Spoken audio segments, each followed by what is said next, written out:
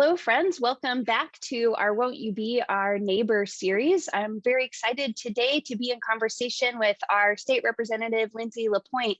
But before we get going, I just want to remind folks what we're up to here with our series.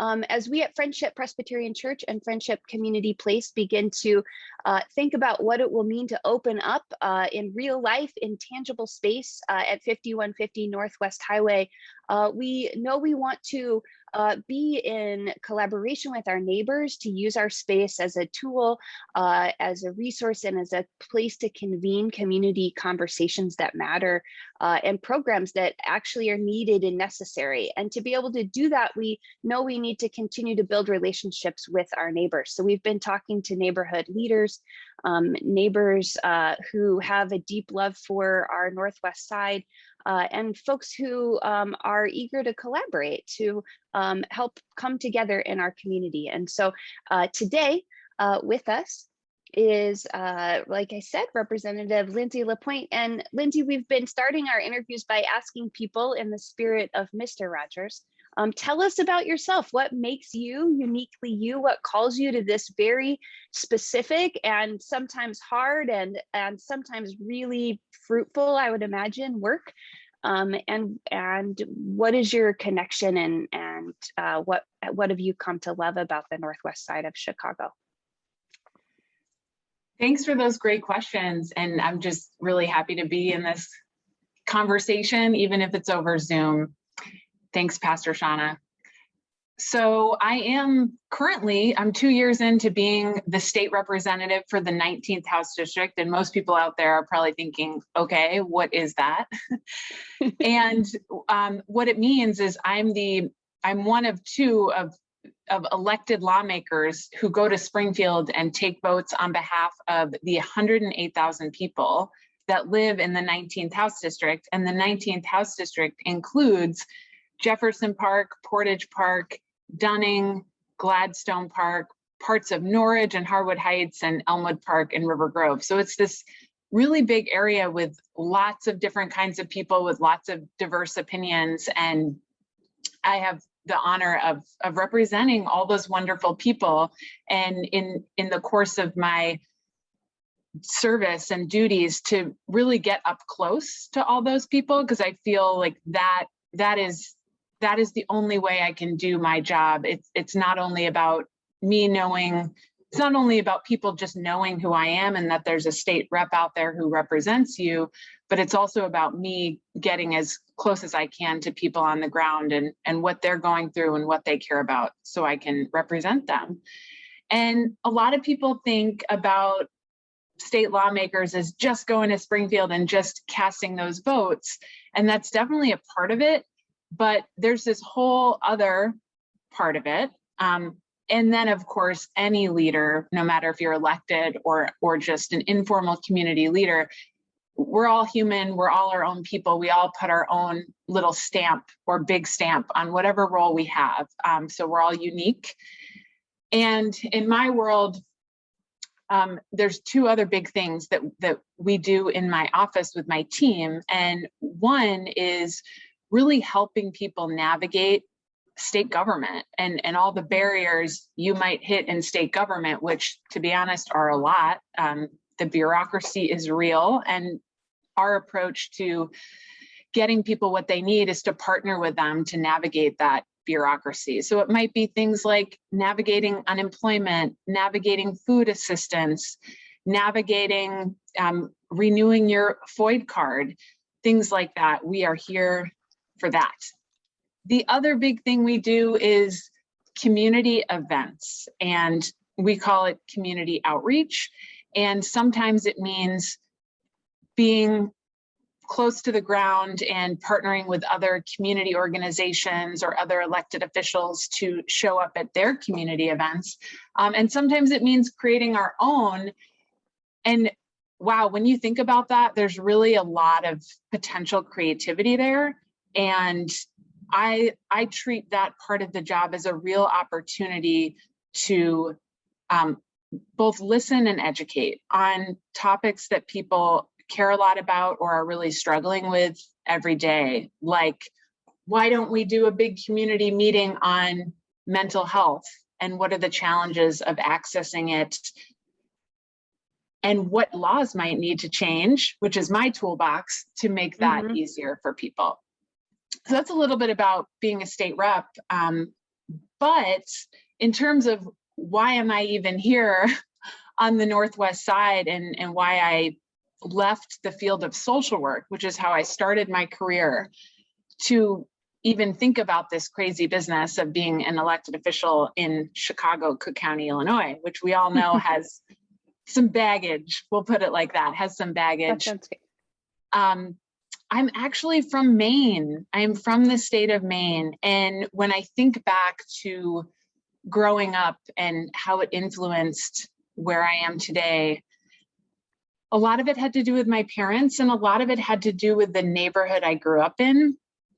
And I grew up in a neighborhood in the 80s in Portland, Maine called Munjoy Hill that was in a state of change. It was a real working class neighborhood that today, 39 years later, is very different. It's hyper gentrified and quite expensive. And when I grew up there, it was low income, and my parents owned a multi-unit building right next to low-rise public housing. And my sister went to school at the neighborhood school, and I went to school at a magnet school. And you can only imagine, I'm taking a bus all the way across the city. And what that meant for me is that my friends tended to be more from upper income families, where my sister's friends from the neighborhood were more lower income. And so even at a super young age of 8, I remember really grappling with seeing the differences in resources that families had access to and truly wondering in my little 8-year-old self, why is this? Why is this that some families have access to a better school, a better house, and others don't? And that, like, those types of questions I've never stopped asking them.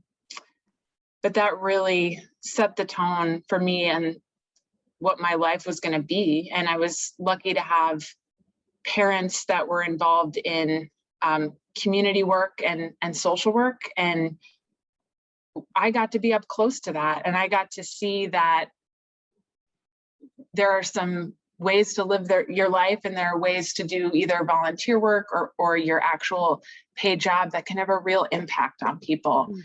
And I had the opportunity actually to meet some young women who my mom used to help when she was a social worker, when she was working at the YWCA, and to hear them talk about what an impact she had on their life 30 years later.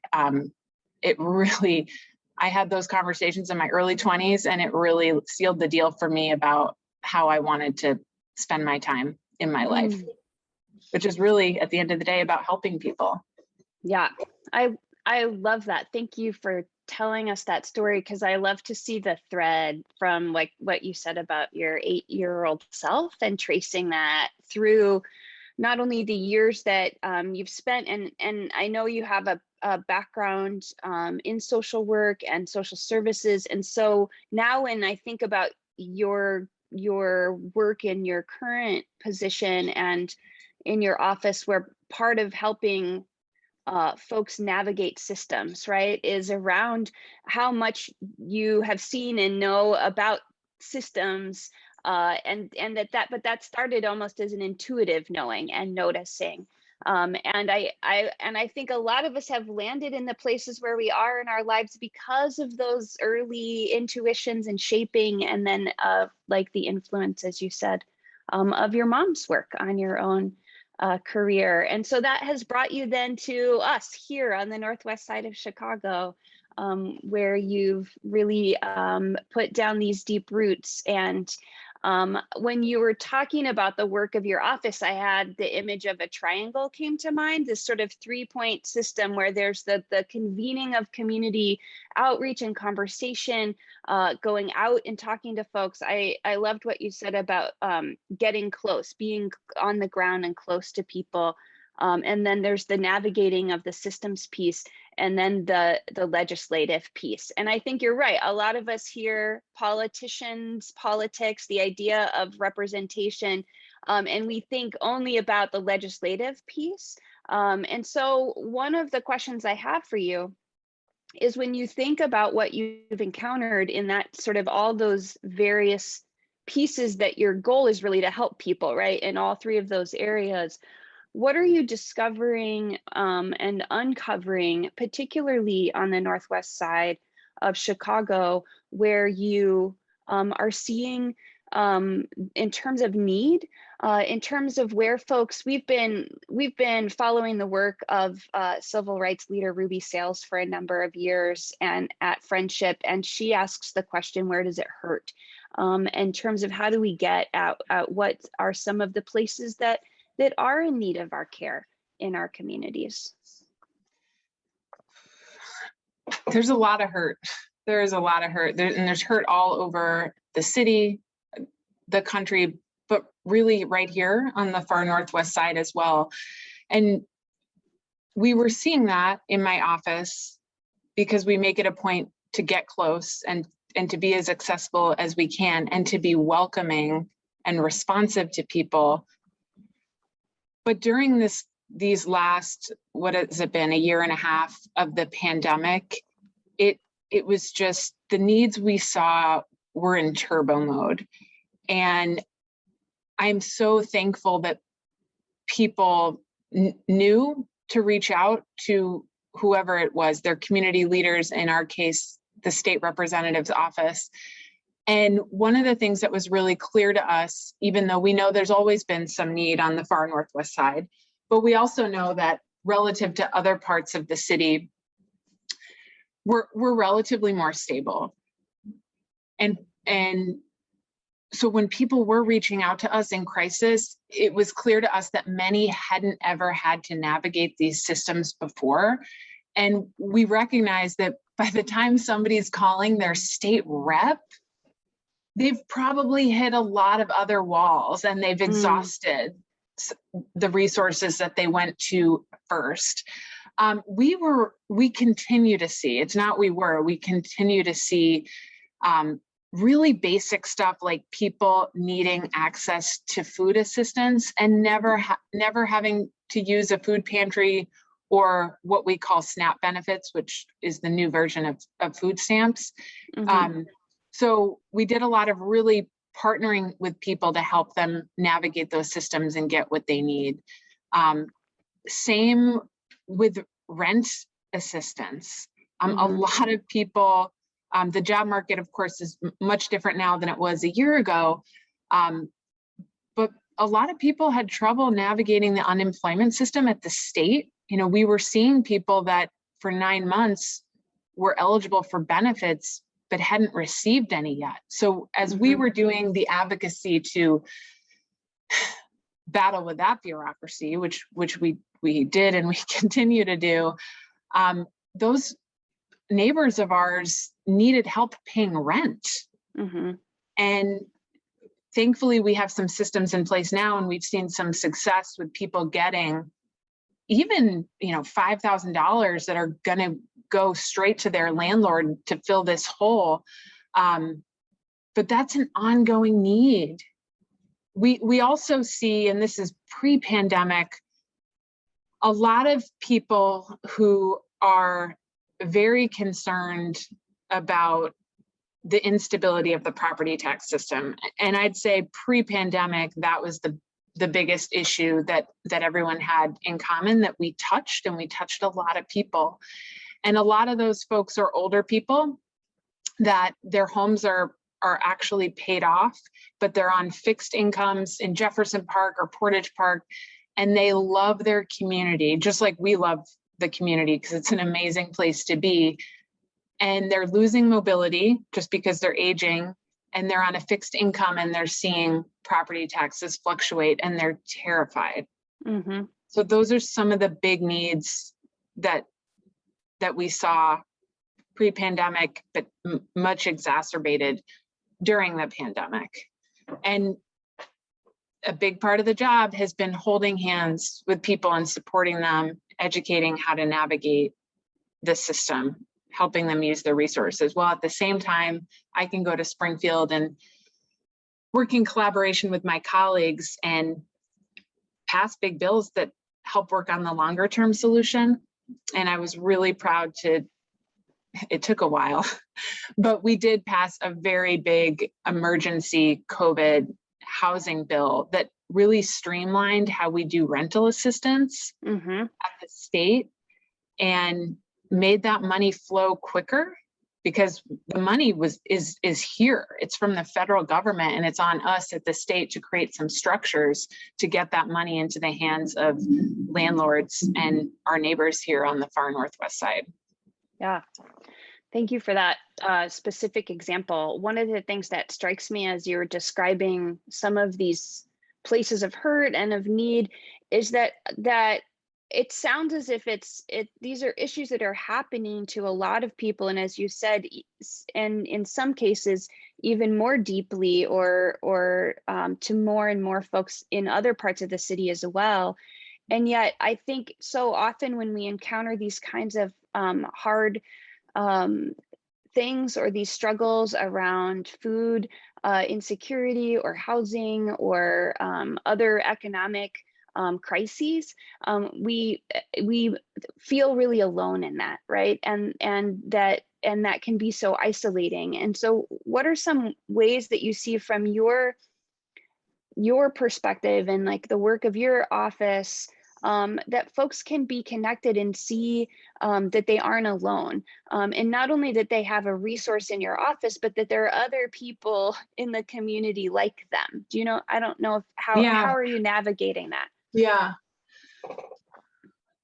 Well, that's a really good question, and it's been extra challenging during a pandemic where people are extra isolated, and especially our older population who can't, either don't have the actual hardware tools like a laptop computer with a camera to navigate talking over Zoom, or just don't have the skills. It's extra challenging. And so there's a few different tools that we've used. One is just getting on the phone, and it doesn't mean that just me and the staff in my office get on the phone. What it means is we take all the relationships that we have and invite people in to be a part of that outreach, to build relationships with, in the case of the pandemic, it was with seniors. And that is a part of the job that is really, well, with the example of making phone calls during the pandemic, lots of people did that, as they should have done. But one of the things I bring to this job, and I really think it's because of my time in social work, is I try to treat everything as a potential invitation to the people that live really in the 19th House District, but beyond that too. But that's the top of the list. And so how that manifests is, if we are going to make calls to seniors just to connect and see how people are and to build relationships, or if we are going to put on a vaccine event, which we did in April and May to bring vaccines right to Ridgewood High School in the 19th House District, we are going to use that as an opportunity to cultivate volunteers in the area to be a part of that relationship building. And one of the things I love about this job, which I certainly did before this job too, is helping other people make connections with their community. And it helps other people get close to what the hurt is. I'll give you another example. A wonderful, I get to meet a lot of people. And part of the job, even in our official government capacity, is just knocking on doors and saying, I'm your state rep. I want to know who you are and what you care about, because that's how this democracy works, if we know who each other are. and I get to meet amazing people. And back at some point when it was cold out, I met a social worker who lives on the far northwest side of Jefferson Park, and her 8th grade son, who they were both really interested in service. And so we stayed in touch, and around the holidays, when I knew that the food pantries were struggling to get volunteers, especially during COVID, when a lot of the senior volunteers can't be in an outward facing role, I invited that family and other families to come serve alongside me at this food pantry. And to me, that is about creating opportunities for service, but it's also about creating opportunities for neighbors on the far end of the district to come to Portage Park and serve at the Joined Hand Food Pantry. But it also gets people close to what the hurt is. So I'm constantly trying to, if I'm doing anything, if I get to go on a tour of a group home for adults with developmental disabilities, which I did on Monday, I never want to go alone. I want to look around in my community and think, who wants to be here? Who needs to see this? Who needs to get close to this? Who needs to know that this is a community asset? And I bring those people in. And there's one other thing I got to say, because this is on this subject, because it's a community gem. We have so many community gems, but this one really comes to mind. I think a lot of our community gems meet needs and build community at the same time. And we have a Facebook page in Jefferson Park we have a lot of them, but one is called Buy Nothing Jefferson Park. And it's basically a Facebook page where people can post what they want to give away for free or what they need. And it really is about connecting neighbors with resources at no cost, which of course there's an environmental quality to that too. We don't have to go out and buy new stuff. But it also just builds community because people are constantly interacting with each other online and getting to know each other in a setting that is all about connecting people with resources. And I'm so thankful for I think it's 4 women, Maggie, Bella, Nora, and one other person, they put a lot of time into creating that community space that both meets people's needs and builds community at the same time. Yeah. I love that. And we heard a little bit about that in our interview with Maggie. And it also reminds me, just to connect dots for some of our folks, we spoke with Brian Solom in Portage Park around the work that he and many others are doing with mutual aid. And this feels like a manifestation of those values, right, of mutual aid, that we are often both in need of something and have something to give and share, and that could happen in real mutual spaces, and help us connect and draw close to one another. Absolutely. And I love what you said about as you've done the work that you do and been invited into spaces and explorations, you've discovered not only where some of the deep needs are that we want to continue to address and work in all these ways to at the very least mitigate and hopefully transform, right? And actually fix in real tangible ways. And then also you said that there are times you discover assets in our community, that you find gems and gifts. And so you've named one, the Buy Nothing page, but if you could tell us a little bit more from your perspective about what you're seeing in our communities, in our district, around what we want to lift up, what we want to celebrate, what we want to build on and add to. I feel so lucky that in many ways I have a bird's eye view of all these things that are going on, because people want to show off to their elected officials. And, sometimes it's about, they know there'll be an opportunity for funding coming later. And so I'm going to be in a position to advocate for that funding. So I need to know what's going on the ground. But I'd say overwhelmingly, and of course, everyone thinks their community is the best.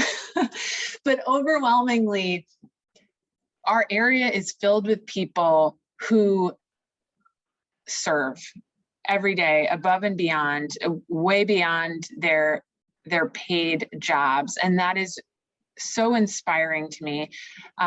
When people go to work and have hard jobs, maybe they're social workers, maybe they're police officers, maybe they're a nurse. And then when their shift ends, their other shift of service to their community starts. There's a wonderful man who is the school social worker at Union Ridge Elementary School, which is in Harwood Heights, right over the border. And I didn't meet him first when he was a social worker or in that capacity. I first met him when my team went to visit a food pantry up in Norwood Park, Edison Park, called New Hope. And this guy is a leader on the board. His name's Joe Kirkies. And he, running a food pantry during the pandemic continues to be such a challenge, really demanding people go above and beyond. How are we going to make it work? How are we going to get in our cars and deliver food to people who need them? How are we going to get the volunteer capacity we need? And Joe was on the front lines of that over the summer when some teachers are taking a well-deserved break. And in addition, he is the only school social worker at Union Ridge Elementary School, really busting his butt every day to be aware of what the resources are and connect his families to those resources. And him and I took the time to build a relationship, him knowing that resources come through my office. And so if we can get closer to each other and have that kind of relationship where we can just communicate when we need to, more of his families are going to get connected to resources. I know that through your interviews, you've heard about some of these other amazing community gems. So you've probably already talked about this, but I have to uplift it anyway. There's something called the Working Group on Homelessness in Jefferson Park. And that collective came out of just seeing the needs of people that were really struggling with housing stability, in particular around the Jefferson Park Transit Center. And operating alongside that group, and it was part of the origins of the group, are two people, three really, but two people that have been doing it for a while, who are residents of Jefferson Park, who on their own time go out and do street outreach at the train. A woman named Monica and a woman named Eva Skoronsky, who, if you live in Jefferson Park, you know Eva because she volunteers for everything. And to me, one of the most beautiful things about that is it's clear there's a need. It's also clear that in the world of human services, Jefferson Park is geographically far flung and not as connected as we could be to things like the Department of Family and Support Services at the city. We don't have any robust social service organizations in Jefferson Park that have, let's say, a shelter, which is a resource that people really need. So what do? Well, we have neighbors that step up to just do it, to just get it done, to just meet people where they're at and go to the train and build relationships and learn about what their situation is, and then help connect them to resources. And I've been very lucky to be a part of that because it helps me to get close to learn more about today what needs to change with our policies at the city and the state to create more opportunities for people so we see less people at the train, because nobody wants to be sleeping at the train. It means that other options are extremely limited. Right. That there are cracks in our system and literal lives and families are lost in those cracks. And so how do we address those again at all those different levels? Thank you so much for naming the ways that you see really our community itself coming together and working collaboratively and thinking about what it means to be good neighbors. One of the things that I've learned in some of our work around particularly addressing housing insecurity is how deeply or I guess what I want to say is the breadth of what what is included in housing insecurity, right? And some of the things you've named today, everything from property taxes to experiencing homelessness, like and all of these touch points in between, and that really what some of us have come to take for granted, something as simple as shelter in our community is sometimes what makes us think of ourselves as part of a neighborhood, and to expand our understanding that our neighbors are all of the people making lives, whether particularly in the midst of struggle or potentially in the midst of a season where they're more secure. And the closer we draw to one another, we see that we really do need each other. And that's what I hear in some of the stories that you're sharing with us. I want to before we close, just ask one last question about what you're excited about. What's your vision? We have been doing this series in part because we're cultivating our own vision for our space at 5150. And so much of what you've said resonates with me. We're hoping to be a space of integration, where people who live in the building and people in the surrounding community get to know one another and see how much they have in common, and to get it and to continue to build a sense of shared community, to bring resources in that might be helpful, but also to continue to move out into the community and be part of the conversations and the outreach that you're describing. And so as part of our vision, we want to keep connecting. And so we'd love to hear what are some of your hopes and dreams for our Northwest side? Well, I'm really hopeful about continuing to operate my government office in an innovative way, innovative, hyper accessible. And one of the things that happens alongside with that, which we're already seeing, but I'm really excited and hopeful about accelerating this, is rebuilding people's trust in government, and as a corollary, to some extent in politics, because the government and politics are kind of intertwined when it comes to talking about elected officials. And I gotta say, I didn't anticipate the full extent and how it would just hit me over the head really strong that there is such a dearth of trust in government and politics. I knew it was out there a little bit. Part of the reason I knew that is because I feel it too. Mm-hmm. I feel it too. And I kept this whole business of politics at arm's length for a long time here in Chicago because of my own anxiety and lack of trust about if people were in it for the right reasons. And now that I am in this position, and it became very clear to me, sometimes when I introduce myself as a state rep, people are like, you are clearly the devil because you're in the system we don't trust. I am in such a position to help rebuild that trust by treating the role with humanity, by meeting people where they're at every day, whether that be because they want to weigh in on a piece of legislation or because they really need help navigating the state unemployment system. But in every touch that myself or a team member has with somebody, that's an opportunity to rebuild that trust. And we're in a state of change. I mean, that's the understatement of the year. We're in a state of change in this country. But when it comes to my more hyper-local world of government and politics in Illinois at the state, there's a whole lot of newer, younger people that have stepped up. I'm one of them, to get involved and to make change from the inside out.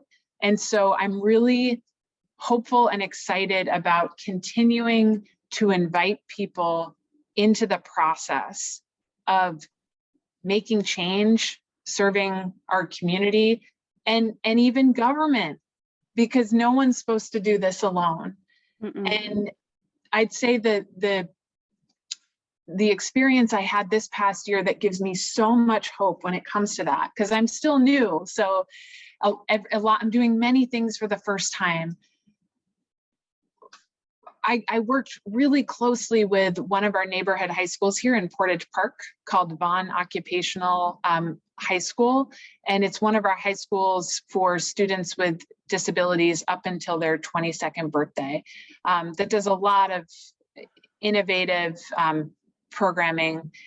And they came to me early on to bring me closer in to hear about their experiences with the total lack of support when young people graduate, and how there are so many young people who can be successful in whether it be college, technical school, job training programs after high school, if they have the appropriate supports, and if the need for that is recognized early. And I worked together with Vaughn High School to pass a bill to make some changes so young people could have more opportunities after high school. And that bill is sitting on the governor's desk. We're all very hopeful.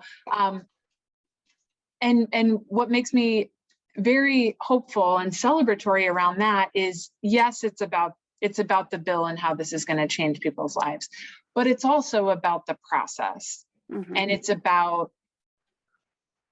all the opportunities that I'm so lucky to have, if I seize them, which I will, to work with partners, neighbors right here in the community, whether that be Vaughn Occupational High School, whether that be the food pantry, to change some things related to the law, so people can have better food access, or perhaps use their link cards to access food related to schools for school-age children. So there's so much opportunity to invite people in and partner on legislation that is going to directly impact people's lives here on the far Northwest side. And I feel like I've just scratched the surface. And now that we're opening up and are slowly getting back to in-person conversations and meetings, there's just a lot of room to continue building relationships. And to whoever's listening, please consider that an invitation. Thank you, Lindsey. I want to just lift up a couple of things that you really mean it. I believe you, and I know it's true. It's been my experience that you are issuing that invitation really, truly, for collaboration, for partnership, for conversation. And I appreciate what you said about the real issues of lack of trust, of the need to rebuild trust, of to rebuild systems that are more just and equitable in the first place, right? And I resonate with that. Being with when I think about my role as a pastor of a congregation in Chicago, and sometimes when I reveal that I'm clergy, I get a similar right, because, and for good reason. Religious systems, particularly Christianity, has been spaces that have been life-giving for some, and also have created some real harm.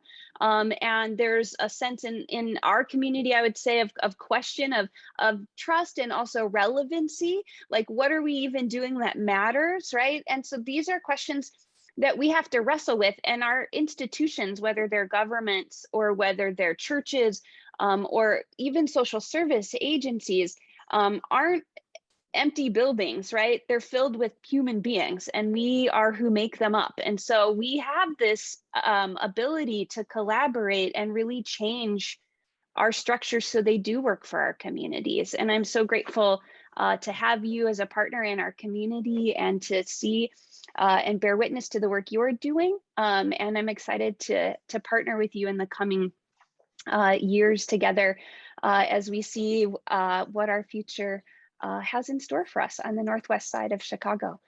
So thank you so much for being with us today. My pleasure. Great to talk to you. And I look forward to more collaboration.